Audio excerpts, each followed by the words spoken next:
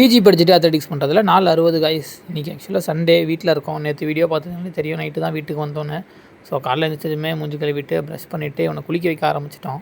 செம அழுக்காக இருந்தாங்க காய்ஸ். அதனால் அப்படியே கொஞ்சம் வார்ம் வாட்டர் வச்சு குளிப்பாட்டி விட்டாச்சு காய்ஸ். ஸோ 1 மந்த் தான் ஆகுது இவனுக்கு. குட்டி பேப்பிக்கு எப்பயுமே இந்த டாக் ஷாம்புலாம் யூஸ் பண்ணாதீங்க காய்ஸ். கொஞ்சம் பெருசாக வரைக்கும் வார்ம் வாட்டரே போதும். ஸோ அதிலே குளிக்க வைங்க. இந்த மாதிரி ஃபேஸில் அப்படியே தண்ணி ஊற்றாதீங்க காய்ஸ். ஒரு கிளாத் வச்சு ஃபேஸ் இயர்ஸ்லாம் தொடச்சி விடுங்க. அதே மாதிரி கம்பல்சரி குளித்ததும் ஒரு கிளாத் வச்சு கம்ப்ளீட்டாக ட்ரை பண்ணிடுங்க அவனை காய்ஸ். அடுத்து பெரிய ஒருத்தன் இருக்காங்க காய்ஸ். ஸோ இவனுக்குமே இன்றைக்கி என்ன பண்ணோன்னா காய்ஸ், நல்லா வெட் பண்ணிவிட்டு இவனை கடலை மாவு தயிர் போட்டு உடம்பெல்லாம் தேய்ச்சி விட்டுட்டோம். திரும்ப நல்லா இன்னொரு டைம் தண்ணி ஊற்றிட்டு திரும்ப கிளாத் வச்சு ஃபுல்லாக தொடச்சி விட்டுட்டோம். அப்புறமா நானும் போய் குளிச்சு வந்துட்டேன். என்னென்னா இன்றைக்கி அண்ணா பையனுக்கு பர்த்டே.